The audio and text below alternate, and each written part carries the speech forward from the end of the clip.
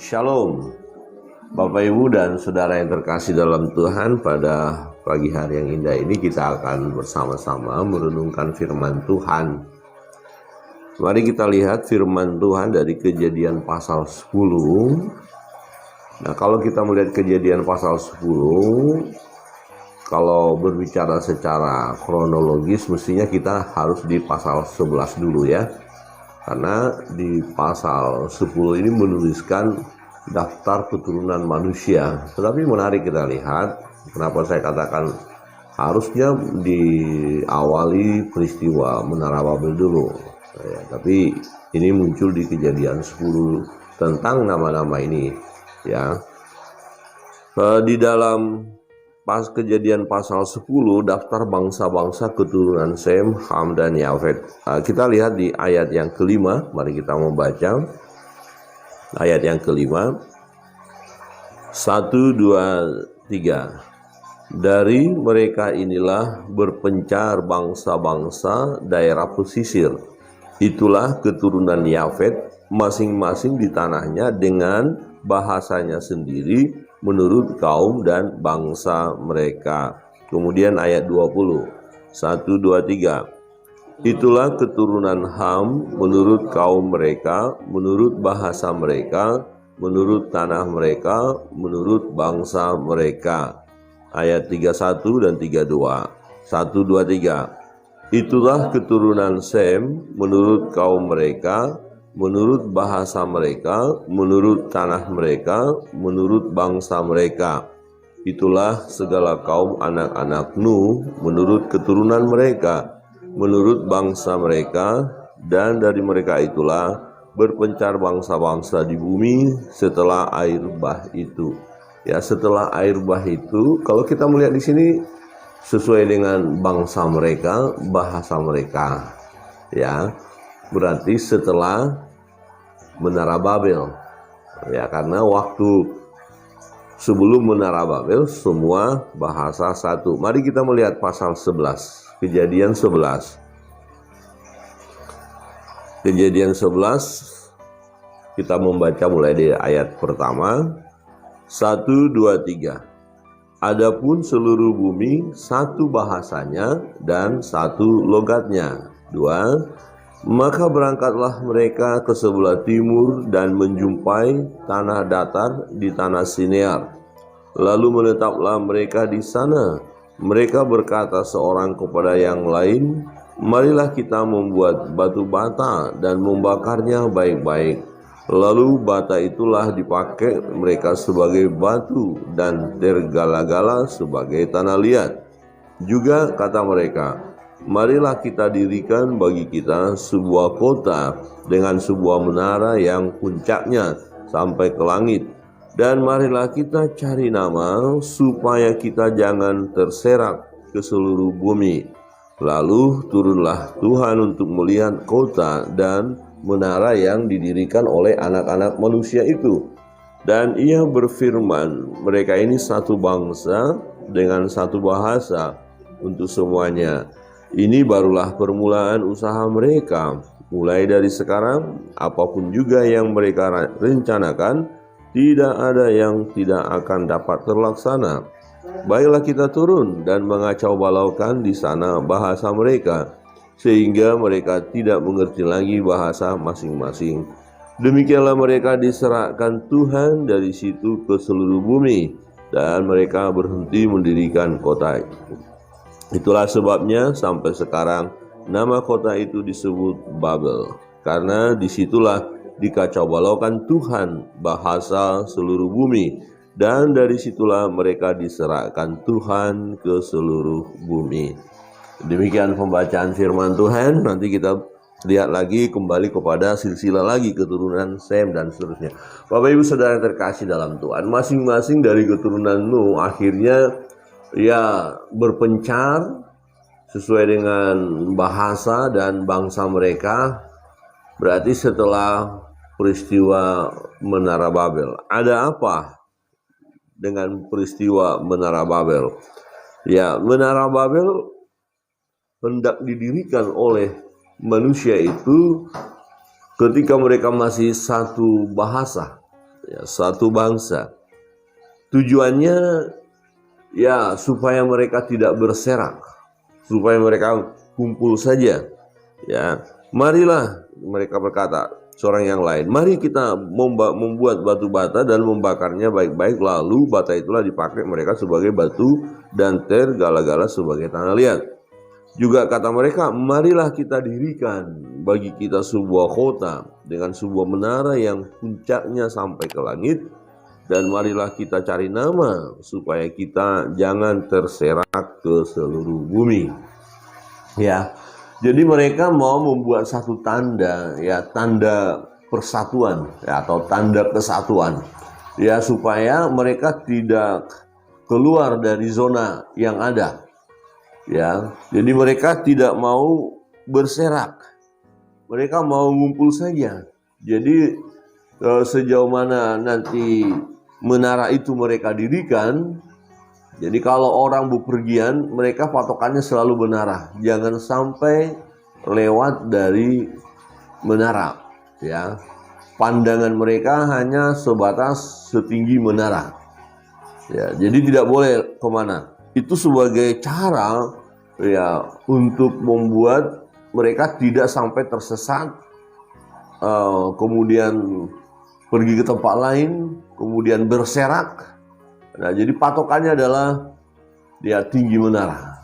Ya, kalau sudah tidak kelihatan lagi menara, masuk lagi ke dalam, kira-kira begitu. Jadi radiusnya adalah radius seberapa panjang atau seberapa jauhnya orang-orang masih melihat menara itu. Dan Tuhan melihat hal itu sesuatu yang jahat, ya. Karena kita lihat rancangan manusia itu, mestinya mereka tidak perlu membuat menara Babel sebagai persatuan mereka, karena Tuhan sudah perintahkan mereka untuk berserak. Tetapi mereka tidak mau memenuhi bumi, tidak mau berserak. Mereka maunya di satu tempat saja, di daerah Sinear saja. Ya, dan Tuhan melihat itu sesuatu yang tidak berkenan kepada Tuhan. Maka Tuhan mengacaukannya. Ya, ayat 5 dikatakan, lalu turunlah Tuhan dan melihat kota dan menara yang didirikan oleh anak-anak manusia itu. Dan ia berfirman, mereka ini satu bangsa dengan satu bahasa untuk semuanya. Ini barulah permulaan usaha mereka. Baru mengalami, ya, peristiwa air bah. Ya, semestinya dengan peristiwa yang masih hangat itu, ya, masih diceritakan kepada keturunan demi keturunan, membuat mereka takut akan Tuhan, membuat mereka harus terus bersandar kepada Tuhan. Tetapi ternyata ada usaha mereka, usaha manusia, ya, ingin membuat sesuatu menurut mereka benar, tapi tidak benar dari firman Allah, tidak sesuai dengan firman Allah. Mereka melakukan sesuatu yang tidak sesuai dengan firman Allah. Dan Tuhan melihat mereka ini satu bangsa dengan satu bahasa untuk semuanya. Ini barulah permulaan usaha mereka. Mulai dari sekarang apapun juga yang mereka rencanakan, ya, tidak ada yang tidak akan dapat terlaksana. Tidak ada yang tidak akan dapat terlaksana. Artinya kalau mereka tetap satu bahasa, satu bangsa, ya, kesepakatan mereka bisa menghasilkan apa yang mereka rancangkan. Wah, kalau dibiarkan saja begini terus, ini jadi nih, semua bisa mereka lakukan, kira-kira begitu, ya. Dan Tuhan bertindak, ya. Ayat 7, baiklah kita turun dan mengacau balaukan di sana bahasa mereka, sehingga mereka tidak mengerti lagi bahasa masing-masing. Nah, ini ketika tidak mengerti bahasa satu dengan yang lain, bagaimana mereka bisa berkomunikasi dengan baik? Bagaimana bisa mereka membagikan kepada orang lain apa yang mereka mau? Ya, sehingga dengan bahasa yang berbeda, akhirnya tidak mengerti pikiran satu dengan pikiran yang lain, tidak memahami, dan mulailah terjadi kekacauan.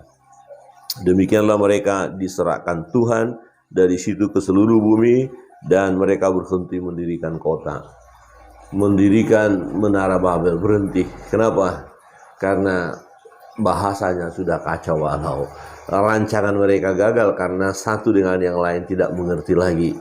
tidak paham tujuan awal. Saudara yang terkasih dalam Tuhan, maka dikatakan itulah sebabnya sampai sekarang nama kota itu disebut Babel, karena disitulah dikacau balaukan Tuhan bahasa seluruh bumi, dan dari situlah mereka diserahkan Tuhan ke seluruh bumi. Saudara, terlalu mudah bagi Tuhan untuk menggagalkan rencana manusia yang tidak sesuai dengan firman-Nya.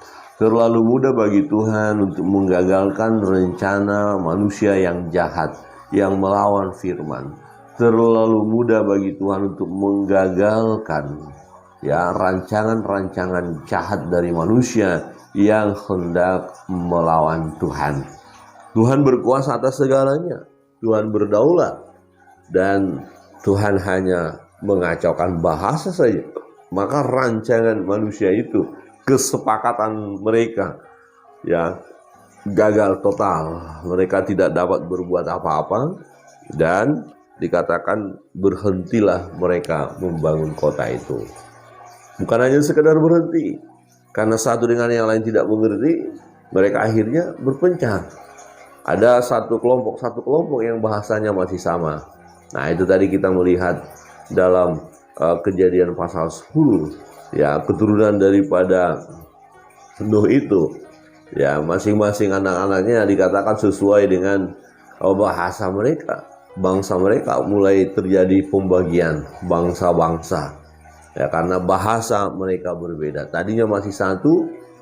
Nah, ketika ada kesatuan, ini menarik di sini, kesatuan manusia untuk melawan firman Allah akan mengalami kehancuran atau berujung kepada kehancuran. Siapapun orang-orang yang bersepakat untuk melawan kebenaran, dan pada akhirnya mereka akan melihat fakta mereka tidak mampu melawan kebenaran, dan mereka akan kacau balau. Saudara yang terkasih dalam Tuhan, bangsa-bangsa akhirnya berserak.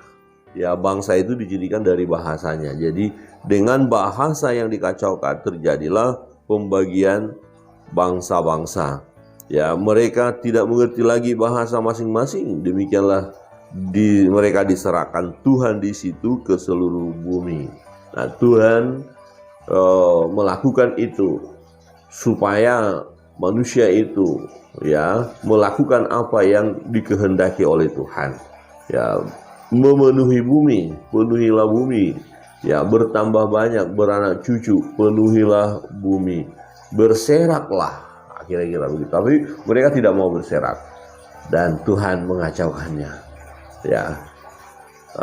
Kebenaran firman Tuhan yang perlu kita renungkan di pagi hari ini adalah seberapa kuat pun manusia itu bersatu, kalau dia hendak kesatuan itu, kesepakatan itu untuk melawan Allah, melawan firman, maka Tuhan akan menggagalkan rencana itu. Terlalu mudah bagi Tuhan untuk menggagalkan rencana itu. Cukup dengan membuat satu dengan yang lain tidak mengerti bahasanya, semuanya selesai. Kita bersyukur memiliki Allah yang terus memperhatikan umat manusia, dan peduli kepada manusia dan seluruh ciptaan. Terlebih peduli kepada anak-anak Tuhan. Kita melihat ada orang-orang yang berniat jahat hendak menghancurkan pengikut Tuhan. Kita lihat bagaimana Tuhan menjamah orang yang hendak mengacaukan itu, yang hendak merusak. Ada kesaksian seseorang yang hendak bom gereja, menghancurkan gereja, tahu-taunya diubahkan oleh Tuhan, ditangkap oleh Tuhan, dan menjadi pengikut Tuhan, bahkan jadi pelayan Tuhan.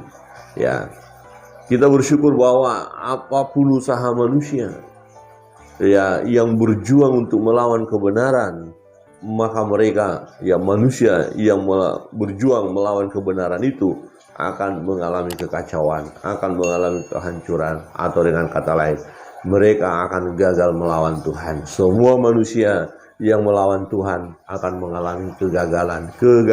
Rancangannya sebagus apapun itu, kalau tidak sesuai dengan kebenaran, kalau tidak sesuai dengan firman Allah, akan berantakan, akan hancur, selesai. Tuhan akan selesaikan.